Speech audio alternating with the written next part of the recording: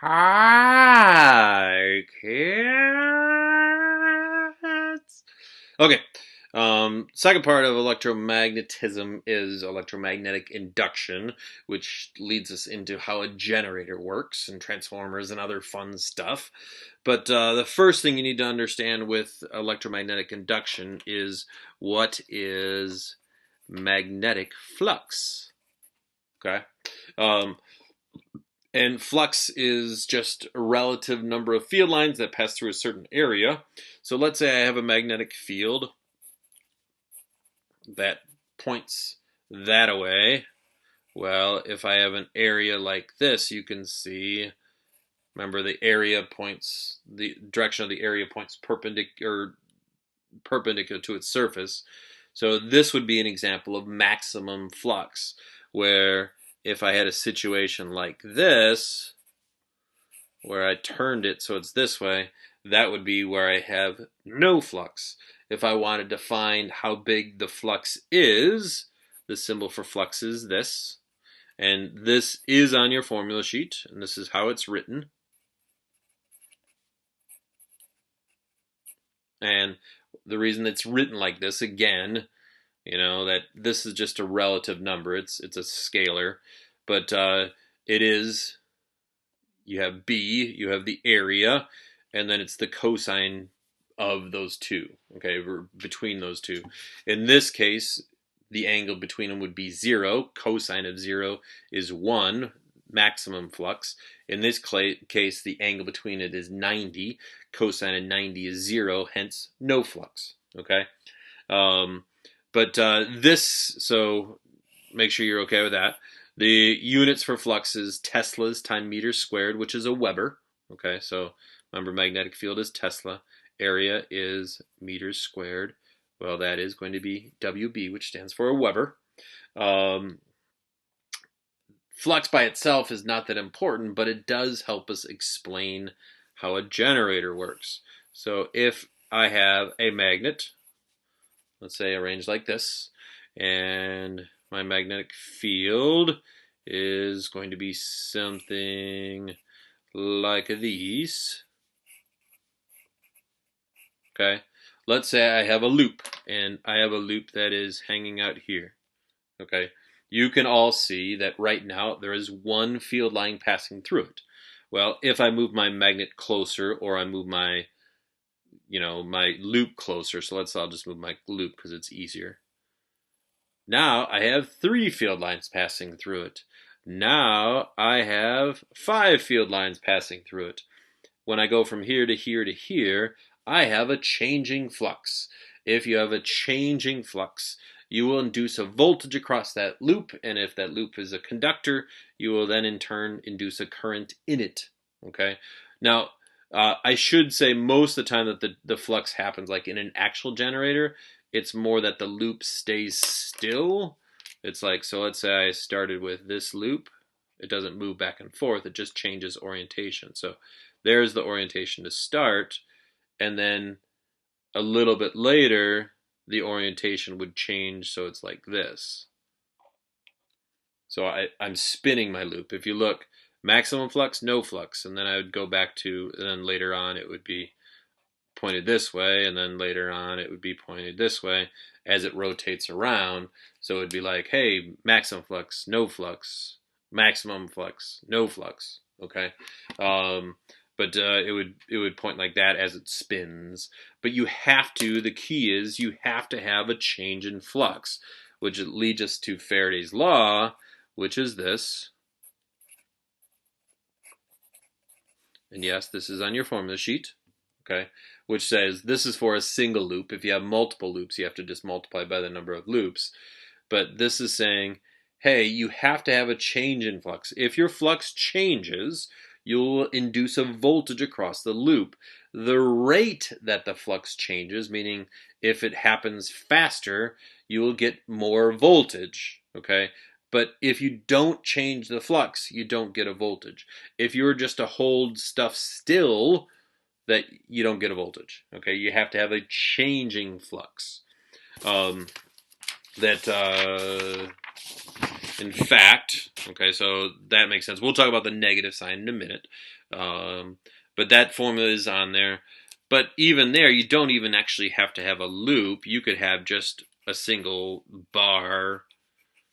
So let's say I have a magnetic field like this, and I am going to have this bar, and this bar is going to be moving that way.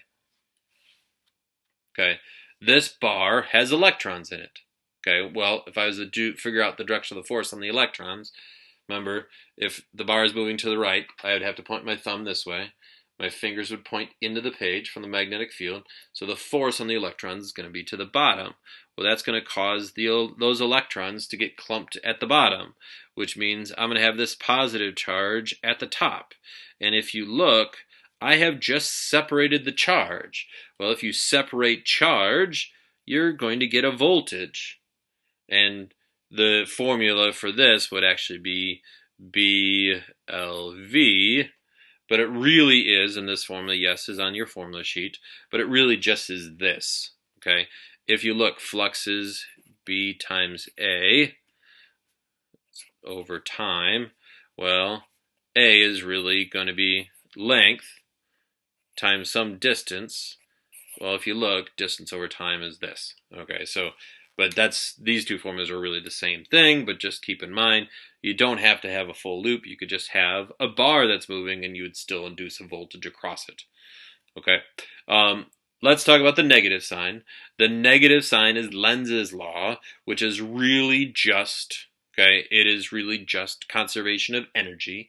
Here's what the negative sign is saying, okay? Well, a change in flux induces a voltage. This voltage, we know from V equals IR, our Vernas equation, that if you have a voltage, if this thing's a conductor, you're going to get a current. Okay? Well, we know that this current is going to have its own magnetic field. Well, that magnetic field has to be such that it opposes the change in flux. Okay? So let me do it again. If you have a change of flux, you induce a voltage. That voltage has a current. That current has a magnetic field. That magnetic field must oppose the change. Okay? If it didn't, if it added to the change, then you would get this infinite loop where, hey, look, I've just changed flux, which caused a voltage, which caused a current, which caused my flux to change more, which causes more voltage, which causes more current, which causes my flux to change more, and so on. And then I would get something out of nothing. Nothing. And you can't do that. That would violate conservation of energy. Okay? That's why there's that negative sign there. That's why the magnetic field has to oppose the change. So that if I had something like, let's say, you hopefully saw the demo where you had a pipe.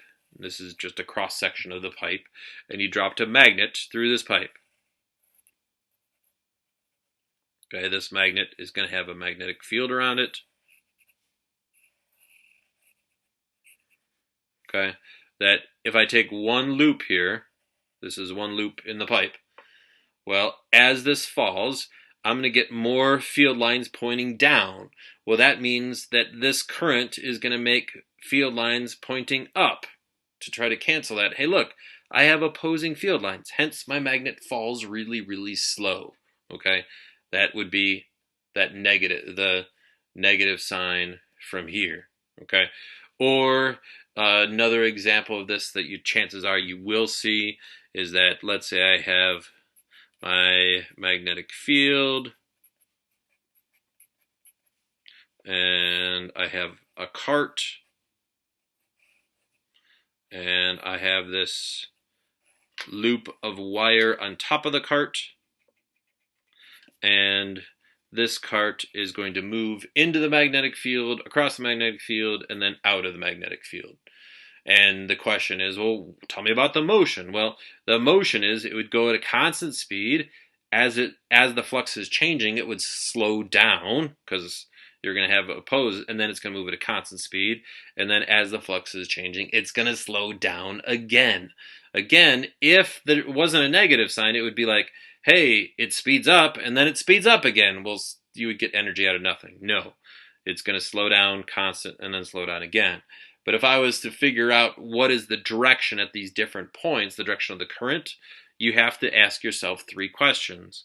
Question 1, how is the flux changing? As it moves in, how is the flux changing? Well, I'm getting more X's.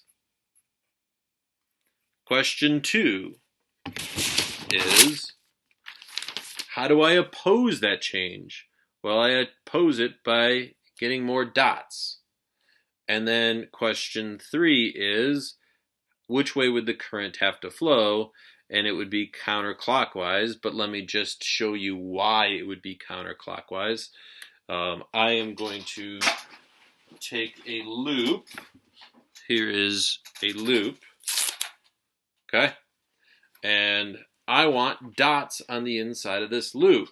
Well, if I want dots on the inside of this loop, do you see how my fingers are coming out of the loop? Do you see which way my thumb is pointing? Oh yeah, my thumb's pointing around counterclockwise. So don't memorize it, understand it, okay? That would be as it's entering the loop.